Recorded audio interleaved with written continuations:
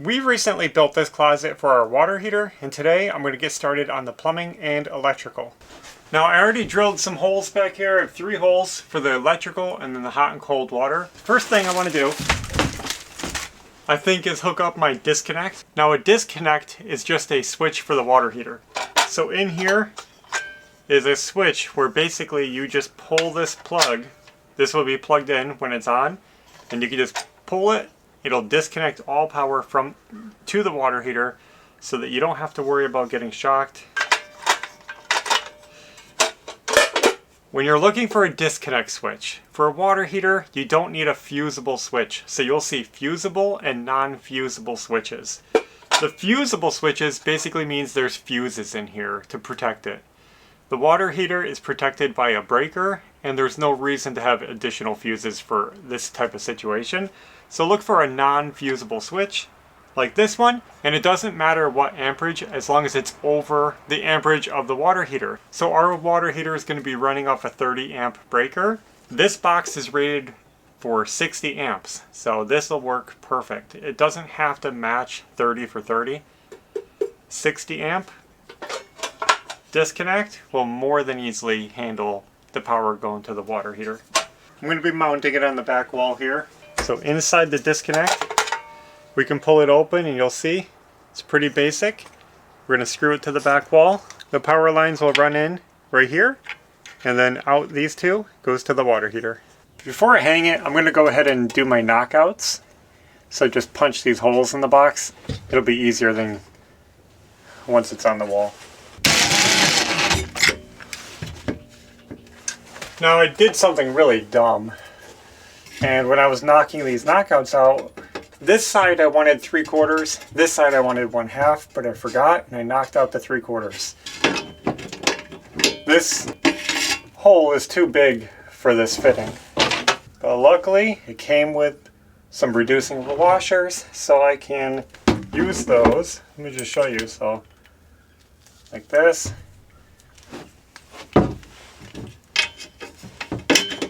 Like this. Like that. You put one on the inside, one on the outside.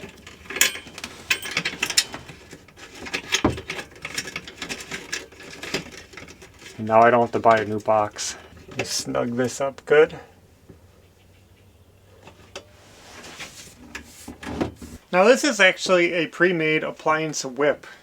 If you look at the hardware store and you look for an appliance whip, you'll find these 6-foot, usually conduits, usually with wires inside them. You can buy them empty. I'm going to be using this, and it's going to go right down through the floor like that. I'm using the appliance whip to go to the switch and another one to come out of the switch to the water heater. You'll see that later. The reason I decided to use this is because it'll protect the wires, it's waterproof and everything, but also because I have a junction box down in the crawl space that it's going to connect to, and this makes it easier to change it out later. For example, if we wanted to change our water heater and get a different size one, I might want to move this box, and this makes it a lot easier to do that. Now we need to get that strapped down, but before I worry about that, I'm going to go ahead and get started on the plumbing. For the plumbing, we're going to be using a PEX A. PEX A is an expansion style PEX. You've seen us use it before. If you're new to the channel, I'm going to show you something fun. I don't know if you can see it blending in here. We got our first PEX run. That's big. This is where I get to show you how the expansion PEX works. We're busting out our DIYfferent PEX expander. When I bought this, it was an expensive tool, an expensive investment that might have seemed a little overkill at the time, but it's starting to pay off in big ways because we've used it on a few different jobs now, and now we get to use it in this home. It expands the PEX, and it stretches it, and then you slide the PEX over the fitting, and the PEX contracts and grabs the fitting, and that's how expansion PEX works. I really like the PEX A because it's so easy to install, but also because the nature of the expansion, the fittings are full flow. You notice on normal PEX, the fittings are smaller than the pipe because they have to fit inside of it. But on PEX A, they don't fit inside. They're almost the same size. because you stretch the PEX to fit over it. So you get full flow fittings, better water flow in your home. We don't want to forget our collar or sleeve, which goes over the end.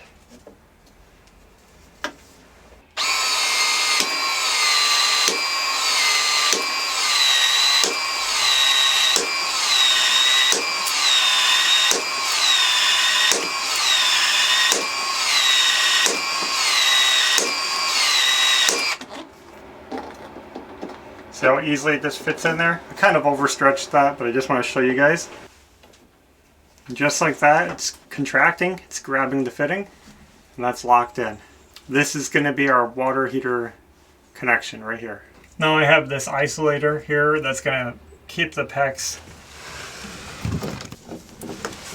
centered in the hole. And just give it a tap tap. There it is. Throw some screws in there. And now I'm going to go ahead and stick some foam on here. Oops. I don't know, probably should have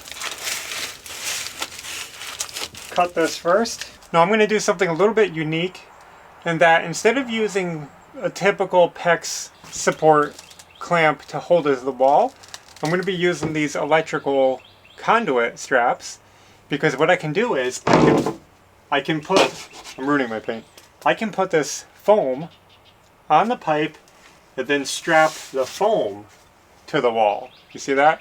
And then I don't have any breaks in my foam where it hooks to the wall.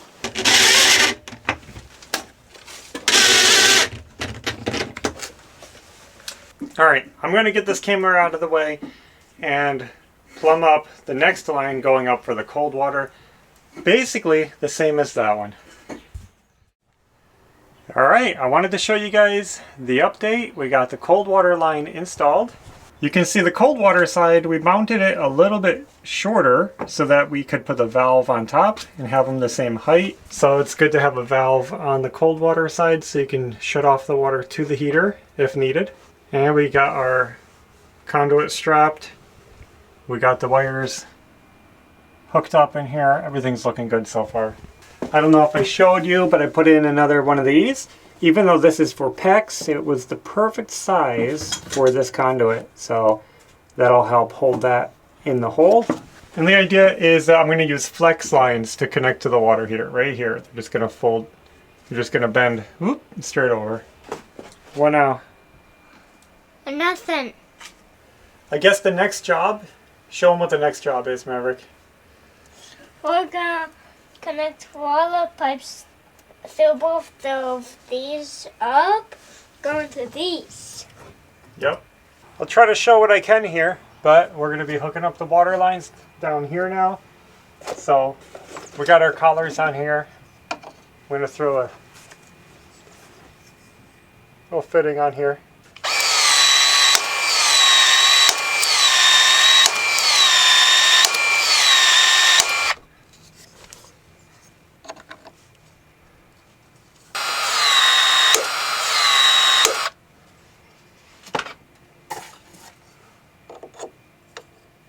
So this comes from the water heater. We're going to split out to 3 half-inch lines. Bathroom 1, bathroom 2, laundry. This one also is going to feed the kitchen later on. All right, let's pull it straight up.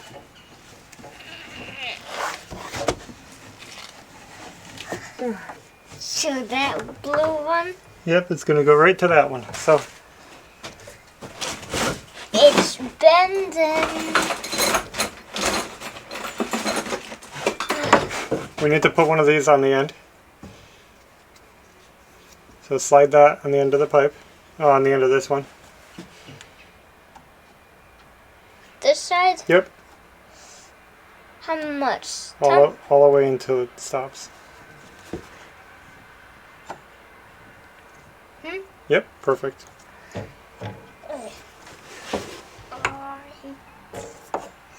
Now it's not going to fit yet. Do you remember what we have to do?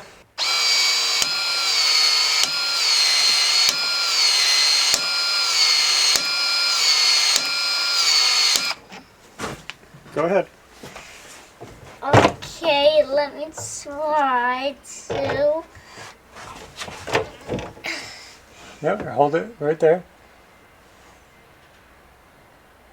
We have to screw it on. No, it's all done. Now get under there. Then we'll do the red pipe one. Okay, I'll go send the red pipe up. You want to do it? You want me to do it? Me.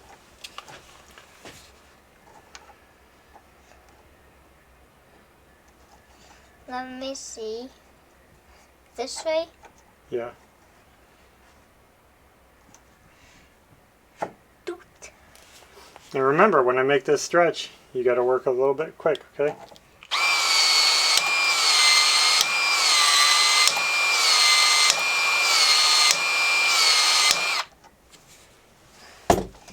And then we'll get out the.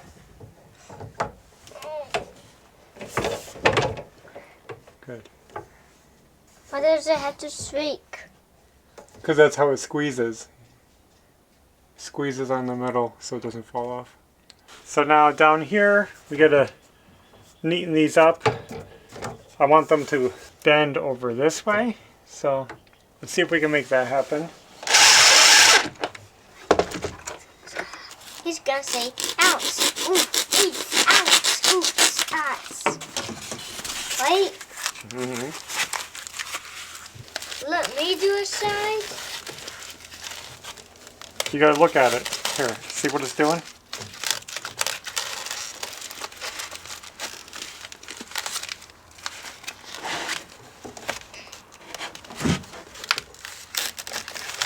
You gotta squeeze it open.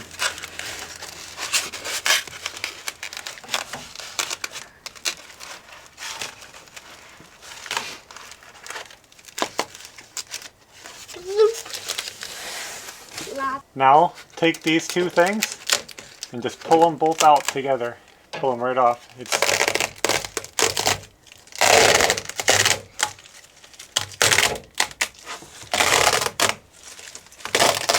And then we can stick this together. It's sticky in there.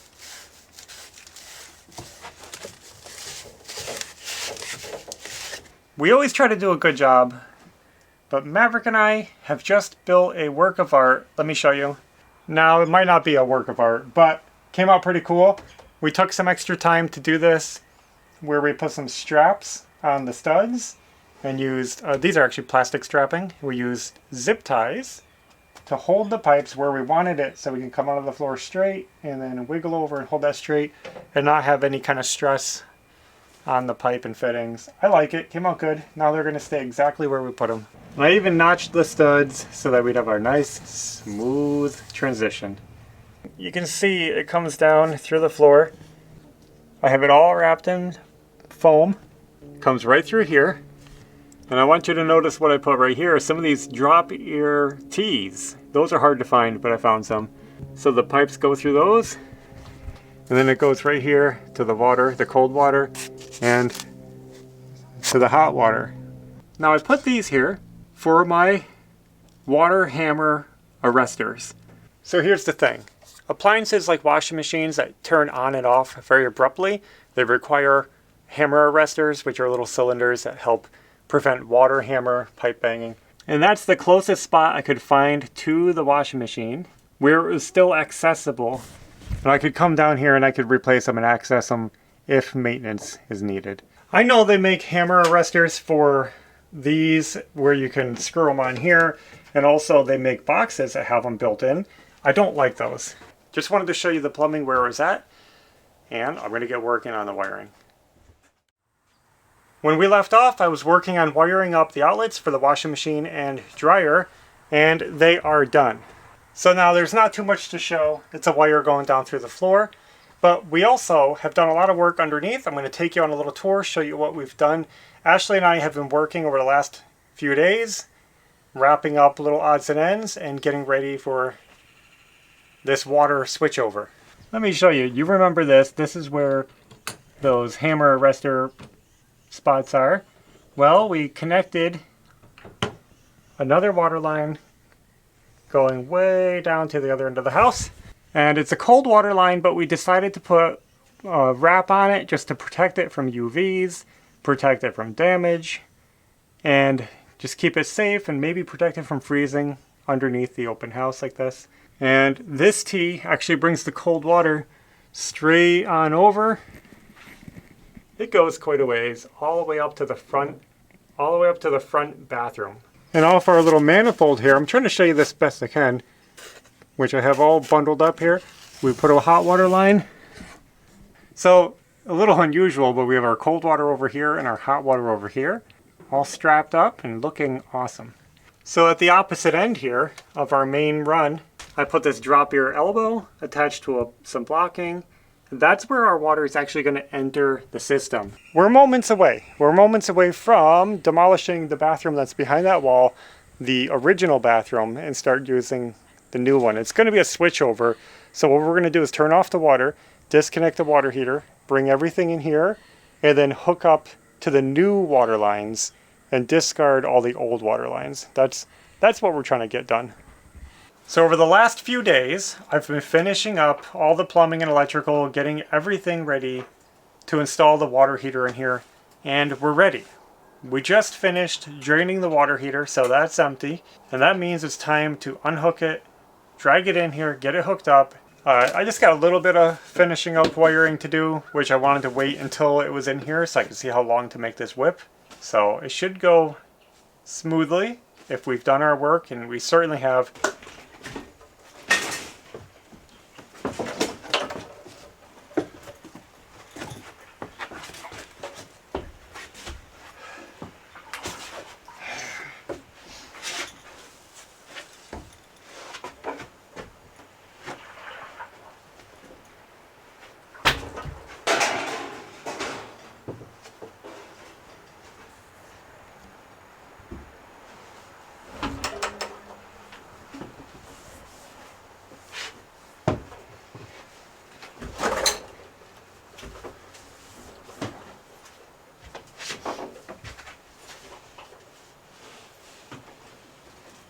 Well guys, we got it in there, and that wasn't too bad.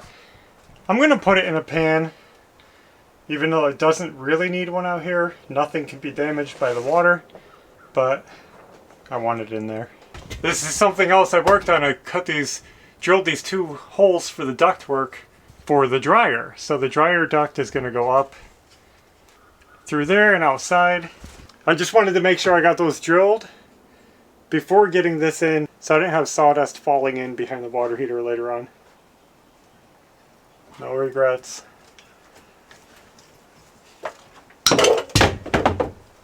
And I happen to have a piece of this 10 gauge UF wire. Now I know I'm going to get some people who want to tell me that I can't put cable inside conduit, but you can. This is a protection. This is just for protection. And this is totally acceptable, especially for UF wire, which is actually designed for direct burial. Being inside conduit will not hurt it. Well, after struggling for a while, we got it. We got it. Looks good. Now you can buy pre-made whips with the wires already in them. I did that for the other part. So you're probably wondering why I'm struggling getting this fat cable through here. And it's only because A, we have this, and also B, because these are solid wires. And the water heater instructions say not to use stranded wire for hookup. I'm opting to use this cable because the pre-made whips always come with stranded wire. We managed to struggle through it, and it's all done. The water heater is 100% hooked up, ready to turn on. I'm happy with it. The only thing I have to do is strap this electrical line to the wall. It's good to have strapping on any piece of conduit to keep it in place where you want it. I also have to put our relief valve discharge pipe on going down the back. So that'll be coming too. Now we always get these questions when we do water heaters. I'm going to try to cover them now. And that is, what about heat? Some people worry about too much heat buildup because it's in a small space, in a small closet. But this is an electric water heater, and they don't really put off any heat to speak of. They're not going to heat up any space. You don't have to worry about breathability. You don't even have to worry about clearance. As long as they have about an inch around them, they're totally safe and totally fine. The heaters that have more clearance issues and more heat issues are gas water heaters, which require a different set of rules. But for an electric water heater, it can fit in a nice little snug closet like this just fine without worrying about any kind of air, ventilation, heat, anything like that. Another question we get is, why not a tankless? Why are we putting this tank heater in? We already have this, so it makes sense to keep using it. But also, we're just not big fans of tankless water heaters. The electric ones use way too much power, require too big of a service run to it. I would consider getting a gas tankless heater, but again, the cost of installation is pretty high, and they don't always work well. And we do a lot of on and off. You know, when we wash dishes, wash our hands, do different things, we don't just leave the water running. We turn it on and off, on and off. And I don't like water heaters that turn on and off, like a gas water heater, firing up, shutting down, firing up, shutting down. I just don't feel comfortable with it. This one just fits our needs better. And in the end, I don't think you really see any real cost savings between the two. So this works for us. In the future, I would like to upgrade this to a heat pump water heater. That would be ideal. So that's just a tank heater with a heat pump on top, sometimes separate. But the heat pump heats the water, and that is a good savings. For me, that would be worth investing in over a tankless water heater. So that's where I'm looking forward to, is a heat pump water heater. Everything was a success. We got the water heater hooked up, and everything's working perfectly. It's so exciting to be using our new bathroom. And now that we've made it to this point, and all of this work is wrapping up and coming together, I'm just glad that I can finish this video, because I've been stuck on this for over a week now, just trying to figure out, what am I doing? I don't even know. The next step gets better. The next step, like I said, is getting inside and getting focused on jobs. This was a lot of little jobs that took many days to accomplish. We had to wait for things, you know. Now, we will be showing you our new bathroom, but we want to wait until the grand reveal. We're still working through things. We actually installed a shower door. We can't wait to show you that. We don't have cabinets yet, so we still need wall cabinets. And we need to finish up a tiny bit of trim work, and then I think the bathroom is done. So I'm just going to hold off. I want to bring you in there and show you the water, but trust me, everything works and it's awesome. And the toilet flushes and the sink is nice and everything works. So I'm going to wait for the grand reveal whenever that will be. So be patient with us on that one. That's all I have for now. Thanks for watching. And until next time, take care.